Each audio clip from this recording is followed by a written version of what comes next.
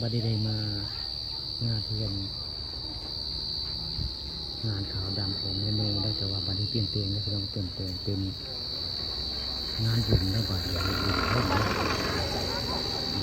จากงานขาวนะครับน่าเป็นงานบุญถ้าจัดบุญตามประเพณีได้เป็นรัตจรเนาะนี่คือบ้านในเมืองวัดทำขาตำบลนาตาลอายุ80 ปี7 เดือนได้ก็เจ้าประสงค์สงครามเพิ่นอยู่ป่าซ่าแต่บัดนี้เปลี่ยนแปลงมาเป็น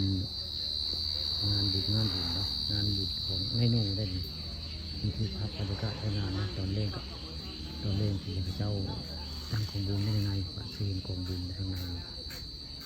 มีกองบุญเมื่อมันข้างหนาข้างนู้นใหญ่อยู่ในนาก็เอาเศร้าครับเมื่อแล้วบ่เมื่อเอาอาหารไปได้มาเมื่อเกิดมาก็มาง านสีมาอีกเนาะงานกองบุญได้มะเร็งมามันก็สงสัยที่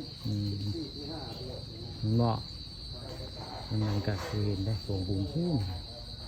มันคือภาพกองบุญก็ได้ในคือกองบุญกองบุญของนายโน่ด่านนี้นะคือกองบุญก็ด่านนี้กองบุญอยู่ในตารางเพื่อนนะนี่คือภาพกองบุญในนู่นบักคำขาภาพภายในเงินก็ได้ราคาผ่านคำประชุมภาพบรรยากาศในงานบุญของนายโน่ได้นายโน่นี่ตอนยังมีชีวิตอยู่นี่นายโน่นี่สารแหก็เป็นได้ตัดผมก็เป็นได้เป็นช่างตัดผมบักคำขาในเพื่อน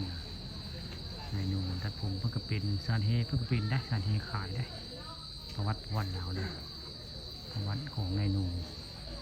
บ้านคำขาตำบลนาตาในสารแหก็เป็นตัดผมก็เป็นได้นี่สร้างประจำบ้านของบ้านคำขาและตัดผมมีแนวภาพบรรยากาศในงานบุญนายโน่ได้ตอนนี้กำลังค่ำพอดีได้รุ่มมืดพอดีได้ตอนนี้คนกับเมื่อจะก่อนจะหน่อยพระเจ้ากัสีมางานการบุญเงินนายโน่จะหน่อยนี่คือภาพเหตุการณ์งานบุญนายโน่บ้านคำขาอายุ80 ปี7 เดือนแล้วกลางคืนนี่คือเปลี่ยนแปลงมาเป็นงานบุญนายโน่แล้ว